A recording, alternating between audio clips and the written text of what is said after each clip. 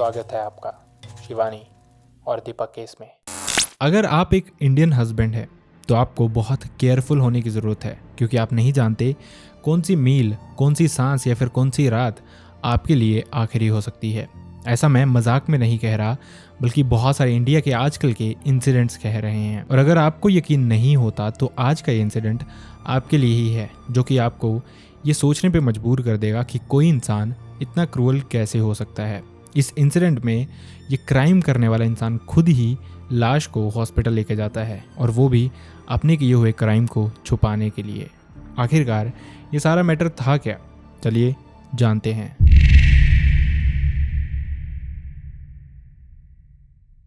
दीपक कुमार नाम का एक इंसान जो कि उत्तर प्रदेश के बिजनौर के मुकरंदपुर में रहता था। दीपक की फैमिली में उसके अलावा उसके माता, पिता और 2 भाई भी थे। दीपक इन दोनों भाइयों से बड़ा था। दीपक बचपन से ही पढ़ने लिखने में बहुत होशियार था, और हर एक स्कूल का टीचर या फिर हर एक फ्रेंड उसका इसी बात के लिए तारीफ भी किया करता था। क्लियरली बचपन से ही दिखता था कि दीपक आने वाले टाइम में बहुत नाम कमाएगा या फिर बहुत पैसा कमाएगा, और इन एक्सपेक्टेशंस पे दीपक आगे जाके खरा उतरता भी है। जैसे ही दीपक पैसे कमाने लायक हुआ था तो वो CRPF में रिक्रूट हो गया था। लाइफ यहाँ से काफ़ी अच्छी चल रही थी। हर इंसान सोचता है अगर उसको CRPF की नौकरी लग जाए तो शायद ये उसके लिए बहुत सेटिस्फैक्टरी है, लेकिन वहीं दीपक के दिमाग में अभी भी कुछ और था। वो जानता था कि वो इससे भी कहीं गुना ज़्यादा बेटर डिजर्व करता है, और वो ये ही चाहता था कि CRPF से अच्छी नौकरी जहाँ पे वो अच्छा कमा सके और उसका काम भी थोड़ा रेस्ट वाला हो, वैसी नौकरी वो करना चाहता था। और इसी चीज़ के लिए वो अपनी प्रिपरेशन CRPF में होने के बावजूद कंटिन्यू रखता है। धीरे धीरे टाइम बीतता जाता है, और वहीं दीपक कुमार एक और एग्ज़ाम देता है। ये जो एग्ज़ाम था ये रेलवे का एग्ज़ाम था, और जैसा कि सबको एक्सपेक्टेड था दीपक कुमार ये एग्ज़ाम भी क्लियर कर लेता है, और उसको एक और नौकरी ऑफर हो जाती है जो कि थी रेलवेज़ में टेक्नीशियन की। अब ये एग्ज़ाम दीपक ने 2021 में देने का प्लान किया था, और 2023 में वो अपनी CRPF की नौकरी छोड़ के रेलवेज़ में एज अ टेक्नीशियन ज्वाइन भी कर लेता है। और वो बहुत ही ज़्यादा फॉर्चुनेट था कि जो उसकी CRPF में अपॉइंटमेंट थी वो मणिपुर में हुई थी। घर से वो काफ़ी दूर रह रहा था, लेकिन जो अभी रेलवेज़ में एज अ टेक्नीशियन उसकी जॉब लगी थी वो उसके अपने ही डिस्ट्रिक्ट बिजनौर के नजीबाबाद में थी, और उसको वहाँ से बहुत इजी था अपने घर आना जाना, या फिर मोस्टली वो अपने गांव में रहता भी था। 2023 के बाद से दीपक कुमार की लाइफ काफ़ी हद तक सिंपल और सॉर्टेड हो गई थी। इसी के चलते 2023-24 के दौरान ही दीपक को एक फैमिली फंक्शन आता है, जिसके लिए वो एक शादी में जाता है। ये जो शादी थी ये बिजनौर के ही चौहड़पुर में थी, जहाँ पे दीपक अपनी कुछ फैमिली मेंबर्स के साथ गया था। वहाँ पे जैसे ही वो पहुँचता है तो वो देखता है इसी शादी में एक लड़की भी आई हुई थी। इस लड़की का नाम था शिवानी शर्मा, और दीपक इस लड़की को देख के बहुत ही ज़्यादा खुश हो गया था, क्योंकि उसको लग रहा था जो लाइफ पार्टनर उसको चाहिए शायद शिवानी वही है। और इसी के बाद दीपक उसका नाम, पता, एड्रेस ये सब कुछ जानना शुरू कर देता है। दीपक को पता चलता है कि इस लड़की का नाम, जैसा मैंने आपको बताया, शिवानी है, और साथ ही ये अपनी बुआ के घर यहाँ पे चौहड़पुर में आई हुई है। खैर, यहाँ से दीपक इस सिलसिले को आगे बढ़ाता है। वो धीरे धीरे उससे बातचीत करना शुरू करता है, और शिवानी को वो अल्टीमेटली प्रपोज भी कर देता है। शिवानी भी इस चीज़ के लिए डिनाई नहीं करती है, क्योंकि वो जानती थी दीपक कितना अच्छा कमाता है और कितनी अच्छी जॉब उसके पास है, और शायद हर लड़की ये डिज़र्व भी करती है, हर लड़की ये चाहती भी है कि जिससे वो शादी करने वाली है वो इंसान एटलीस्ट अच्छा कमाता हो, और दीपक इस चीज़ में कहीं भी कम नहीं था। खैर, धीरे धीरे वक्त बीतता है, इनका रिलेशनशिप आगे बढ़ता जाता है, और दोनों डिसाइड करते हैं शादी करने का। फैमिलीज़ को भी इन चीज़ों से कोई दिक्कत नहीं थी, और फैमिली भी इन चीज़ों को आगे बढ़ाती है। दोनों की शादी के लिए एक डेट डिसाइड होती है। ये डेट थी 17 जनवरी 2024। इसी डेट को इनकी शादी बहुत अच्छे से हो जाती है। सब कुछ बहुत अच्छा था, दोनों फैमिलीज़ में रिलेशनशिप भी बहुत अच्छा था। धीरे धीरे वक्त बीतता है, शादी को लगभग 10 महीने होने को आए थे। अक्टूबर में इनके घर पे एक बहुत बड़ी खुशी भी आती है। दीपक के घर एक लड़का पैदा हुआ था। इस लड़के का नाम वो वेदांत रखते हैं। जहाँ फैमिली इस सब के चलते बहुत ही ज़्यादा खुश थी, वहीं शिवानी के दिमाग में कुछ अजीब आना शुरू हो गया था। असल में शिवानी ने यहाँ से दीपक को इंसिस्ट करना शुरू कर दिया कि वो अब फैमिली के साथ नहीं रहना चाहती, वो इस गांव में अब नहीं रहना चाहती। इनफैक्ट जहाँ पे दीपक जॉब करता था नजीबाबाद में, वहीं पे उसी सिटी में वो दीपक के साथ शिफ्ट होना चाहती थी। इनिशियली दीपक इन चीजों को इग्नोर ही कर रहा था, लेकिन जब शिवानी ने उसको बहुत ही ज्यादा इंसिस्ट करना शुरू कर दिया तो दीपक भी शिवानी के साथ शिफ्ट करने के लिए रेडी हो जाता है और वो अपने इस बच्चे के जन्म लेने के बाद से ही नजीबाबाद में ही शिफ्ट हो जाते हैं। खैर, इनके शिफ्ट होने से भी दीपक की फैमिली को कोई दिक्कत नहीं थी, क्योंकि वो चाहते थे उनका बेटा, उनकी बहू और उनका पोता कहीं भी रहे, खुश रहें, सेफ रहें। और शायद वो इसी चीज से खुश थे कि उनका बेटा और उनकी फैमिली काफी अच्छे से रह भी रही थी। लेकिन 4 अप्रैल 2025 को कुछ बहुत भयानक होता है ये सारी की सारी फैमिली के साथ। इसी दिन यानी कि 4 अप्रैल को लगभग 1 बजे के अराउंड शिवानी पीयूष, जो कि दीपक का छोटा भाई था, उसको कॉल करती है और बताती है कि उसका भाई चेयर से गिर गया है अचानक से। शायद उसको हार्ट अटैक आया है और उसको लग रहा है सिचुएशन काफ़ी सीरियस है। फैमिली में ये बात पहुंचना शुरू हो जाती है। पहले बात सिर्फ पीयूष तक पहुंची थी, लेकिन उसके बाद शिवानी दीपक की मॉम को भी कॉल करती है। उसके बाद दीपक के ऑफिस में भी कॉल करती है, जहाँ पे वो डेली आया जाया करता था। और जब उसको लगता है शायद लोगों को आने में देरी हो जाएगी, तो वो अकेली औरत अपने 6 महीने के बच्चे को लेके, अपने पति को अनकॉन्शियस साथ लेके पास ही के कम्युनिटी हेल्थ सेंटर में पहुंचती है, जो कि समीपुर में था। जाते ही वो डॉक्टर को बताती है कि डॉक्टर, जल्दी से मेरे पति को देखो, इनको हार्ट अटैक आया है और इनको बचा लो, इनके अलावा मेरा और मेरे बेटे का कोई भी नहीं है, हमारा कौन ध्यान रखेगा, आपको इनको बचाना ही होगा। समीपुर का जो कम्युनिटी हेल्थ सेंटर था, वहाँ पे डॉक्टर दीपक को प्राइमरी रूप से चेक करते हैं, लेकिन उनको लगता है कि शायद वो दीपक का इलाज नहीं कर सकते। वो उसकी वाइफ को यानी कि शिवानी को कहते हैं, आप सबसे पहले रिलैक्स हो जाइए और अपने पति को हायर मेडिकल सेंटर ले जाइए, वहाँ पे इनकी जान ज़रूर बच जाएगी। ये सुन के शिवानी को थोड़ा आराम मिलता है, थोड़ा रिलैक्स होती है और वो फटाफट से वैसे ही अपने पति को उठाती है और बिजनौर के डिस्ट्रिक्ट हॉस्पिटल में अपने पति को पहुंचा देती है, जहां पे डॉक्टर उसको इमीडिएटली चेक करना शुरू करते हैं। थोड़ी ही देर में डॉक्टर एक बहुत अनफॉर्चुनेट न्यूज़ शिवानी के लिए लेके आते हैं। ये न्यूज़ थी कि दीपक इस दुनिया से जा चुका था और थोड़ी देर अगर पहले शिवानी उसको पहुंचा देती तो हो सकता था दीपक बच जाता, लेकिन अब दीपक इस दुनिया में नहीं था। शिवानी बहुत दुखी हो जाती है सुनते ही। वो रोना शुरू कर देती है, चिल्लाना शुरू कर देती है और फिर से दीपक के भाई को, उसकी फैमिली को और उसके ऑफिस में कॉल करके ये बताती है कि दीपक इस दुनिया में नहीं रहा। खैर, इतने में ही दीपक की फैमिली भी वहाँ पहुँचने ही वाली थी।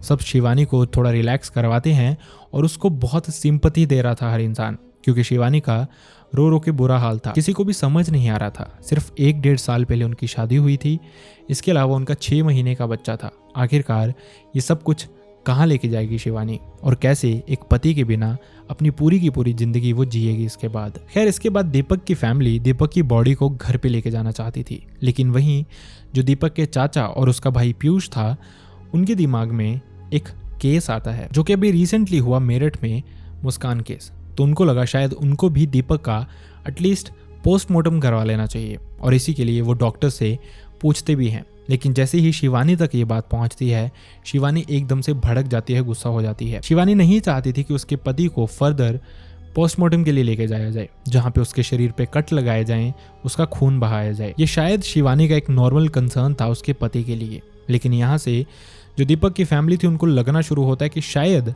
शिवानी के मामले में कुछ तो फिशी ज़रूर है, शायद वो कुछ छुपाना चाह रही है, शायद दीपक की मौत जो हुई है वो हार्ट अटैक से नहीं हुई है। जिसके बाद वो कहते हैं कि कुछ भी हो जाए, अब दीपक का पोस्टमार्टम हम करवा के ही रहेंगे। अभी उनकी बहस शिवानी से चल ही रही थी, लेकिन दूसरी तरफ वहीं पे वो पुलिस को भी कॉल कर देते हैं। थोड़ी देर में पुलिस भी वहाँ पे पहुँचती है। पुलिस इस लाश की हालत को देखती है, फैमिली की बातों को सुनती है।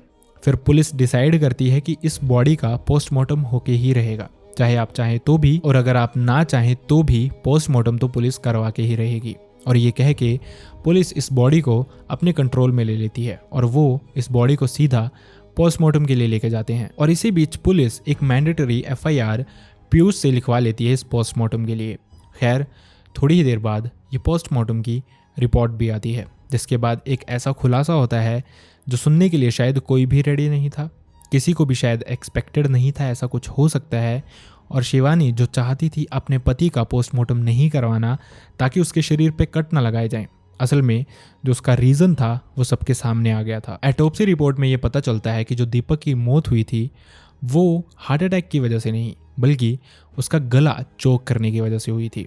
और सबको अब शक सिर्फ एक ही इंसान पे था जो दीपक के साथ प्रेजेंट टाइम में रह रहा था, और वो कोई और नहीं बल्कि शिवानी ही थी।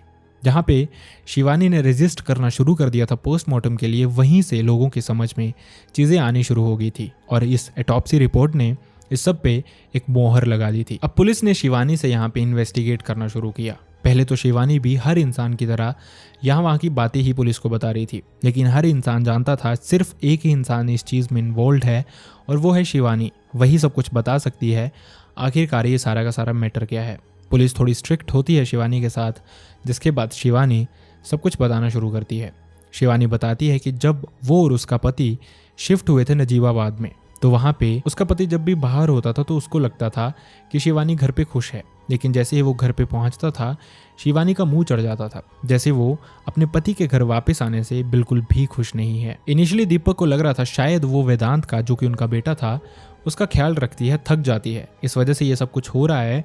लेकिन धीरे धीरे वो एक चीज़ नोटिस करना शुरू करता है। उसको ये लगना शुरू हो जाता है कि जो शिवानी है शायद उसका एक एक्स्ट्रा मैरिटल अफेयर भी है। ये चीज़ें धीरे धीरे बिल्ड होती जा रही थी। लेकिन जैसे ये मेरठ वाला केस निकल के सामने आया, दीपक का जो शक था वो और भी गहरा हो गया था और वो समझ गया था जो उसको लगता है शायद वही असल में सच्चाई है, जिस वजह से उनके बहुत फ्रीक्वेंटली झगड़े भी हो जाते थे। और शायद जब शिवानी खुद को डिफेंड करने की कोशिश करती थी तो दीपक थोड़ा बहुत मार पिटाई भी उससे करता था, जो कि शायद गलत ही था। लेकिन शायद शिवानी सच में ऐसा कुछ कर रही थी जो भी दीपक के डाउट्स थे, और इसीलिए वो अपनी वाइफ पे हाथ भी उठाता था। धीरे धीरे वक्त बीत रहा था और एक तरफ दीपक का गुस्सा शिवानी के लिए बढ़ता जा रहा था और दूसरी तरफ शिवानी शायद अपनी हरकतों से बाज नहीं आ रही थी और अब वो दीपक के कंट्रोल से बहुत बाहर निकल चुकी थी, जिसके चलते 4 अप्रैल को वो एक प्लान एग्जीक्यूट करती है। शिवानी दीपक के लिए सुबह चाय बनाती है जिसमें वो 4 सेडेटिव्स मिला देती है, जो कि वो दीपक को देती है और दीपक ये चाय पीता है। जिसके बाद वो पूजा करने जैसे ही बैठता है वो इन सेडेटिव्स की वजह से बेहोश हो जाता है और वहीं से शिवानी, जिसका एक हाथ काफ़ी टाइम पहले टूट चुका था, जिस वजह से वो उस एक हाथ से काम नहीं कर पाती थी, और वो जो हाथ था उसका वो राइट हैंड था। इसके अलावा उसका लेफ्ट हैंड प्रॉपरली वर्क करता था।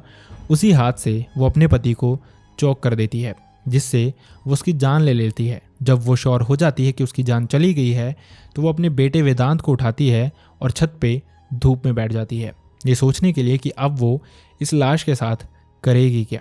और उसने जो प्लान किया था वो बहुत ही ज़्यादा शातिर था, क्योंकि अगर पोस्टमार्टम नहीं होता और ये ऑटोप्सी रिपोर्ट में पता नहीं चलता तो सच में शिवानी को पकड़ पाना लगभग नामुमकिन ही था। उसने प्लान ही इस तरह से बनाया था कि वो हर जगह एक हार्ट अटैक ही बताएगी इस चीज़ को। सब जानते हैं कि आजकल हार्ट अटैक बहुत ज़्यादा आ रहे हैं, किसी भी एज में किसी भी इंसान को कभी भी हार्ट अटैक आ सकता है, और यही वो प्रूफ करना चाहती थी कि दीपक के साथ भी यही हुआ है और मोस्ट प्रोबेबली उसका प्लान सक्सेसफुल हो भी गया था अगर दीपक के चाचा और उसका भाई उसका पोस्टमार्टम करवाने के लिए नहीं बोलते थे। खैर, इसके बाद जब पुलिस ने इन्वेस्टिगेशन स्टार्ट की, इस समय तक ये जो मामला था ये सारा का सारा सोशल मीडिया पे बहुत ही ज़्यादा वायरल हो चुका था, जहाँ पे लोगों को इसके 2 कारण पता चलने शुरू होते हैं।